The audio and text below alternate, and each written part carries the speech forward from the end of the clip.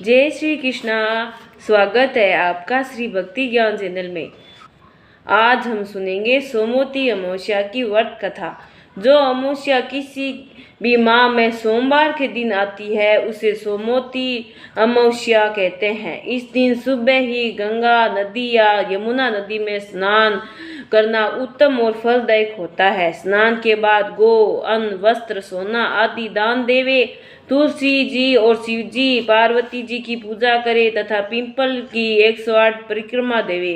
प्रत्येक परिक्रमा के समय पीपल पर कुछ न कुछ चीज चढ़ाते जावे। परिक्रमा देने के बाद जब उससे चढ़ावे को किसी ब्राह्मण को दे देवे, फिर तुलसी जी और पार्वती जी पर सिंदूर चढ़ावे और सिंदूर को अपने सिर की मांग में ले और माथे पर लगाकर पार्वती माता से कहे, हे माता, मुझे भी सुहाग दीजिए। इसके बाद कोई सी भी वस्तु सोमवती के नाम पर ब्राह्मणों को दे देवे। एक साहूकार और एक साहूकारनी थे। उनके 7 बेटे और उनकी बहू और एक बेटी भी थी। एक भिखारी उनके यहाँ भिक्षा लेने के लिए आता। उस भिखारी को यदि कोई भी बहू भिक्षा देती तो वह ले लेता और यदि बेटी भिक्षा देती तो वह नहीं लेता और कहता कि बहुओं के भाग्य में सुहाग लिखा है, किंतु इस लड़की के भाग्य में तो सुहाग लिखा ही नहीं। ये बात जब साहूकारनी को मालूम हुई तो वह बहुत दुखी हुई और दूसरे दिन उस भिखारी से इसका कारण जानने को पहले से ही बैठ गई। जब भिखारी आया तो उसने फिर वही बात दोहराई और कहा कि फेरों के समय सांप आकर इसके पति को डस लेगा। तब साहूकारनी ने उस भिखारी से पूछा कि इस बात का कोई टालने का कोई उपाय भी है। इस पर भिखारी ने कहा, हाँ, ये विपदा टल सकती है। 7 समुद्र पार एक सोना धोबन देती है। यदि वह आकर अपना सोमवती का फल इसे दे दे तो इस लड़की का सुहाग मिल सकता है। ये सुनकर साहूकारनी सोना धोबन की खोज में निकल पड़ी। रास्ते में वह एक पेड़ के नीचे बैठ गई। उस पेड़ पर एक गरुड़ पंखनी का बच्चा रखा हुआ था। उस बच्चे को खाने के लिए एक सांप आया। साहूकारनी ने उस सांप को मार डाला और वहीं नीचे दबा दिया। तब गरुड़ पंखनी आए और साहूकारनी के चोंच मारने लगे। तब साहूकारनी बोली कि मैंने तो तुम्हारे बच्चों को बचाया है, ये पड़ा तुम्हारे दुश्मन जो तुम्हारे बच्चों को खाने आया था। ये सुनकर गरुड़ पंखनी बहुत खुश हुई और साहूकारनी से बोली, तू कोई भी वर मांग।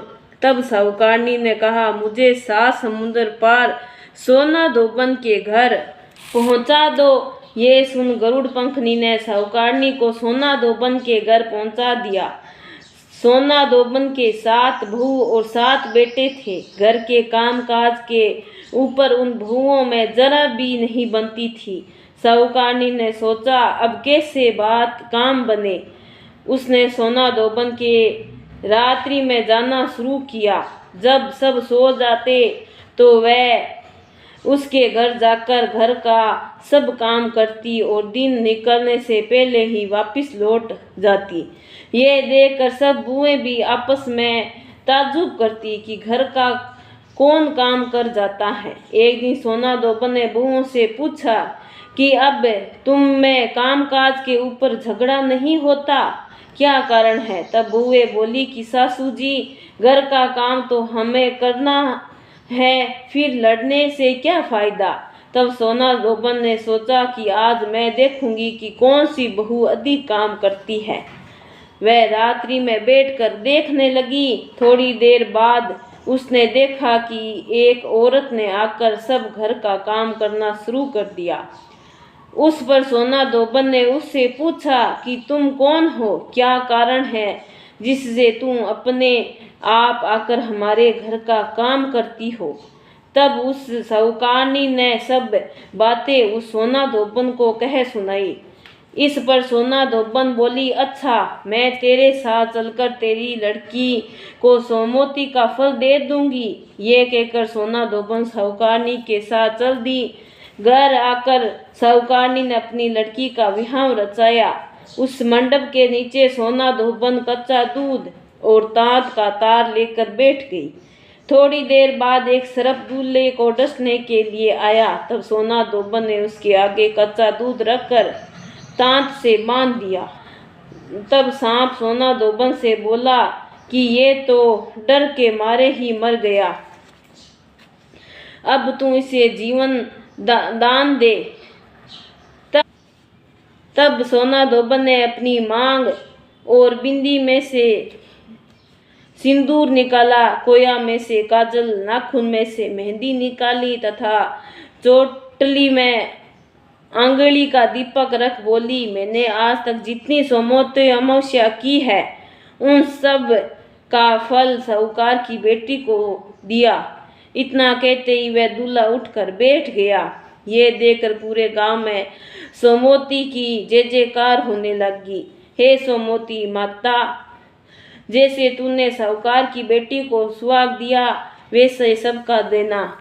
अगर आपको मेरी ये कहानी अच्छी लगी है तो लाइक सब्सक्राइब जरूर करें। बहुत बहुत धन्यवाद।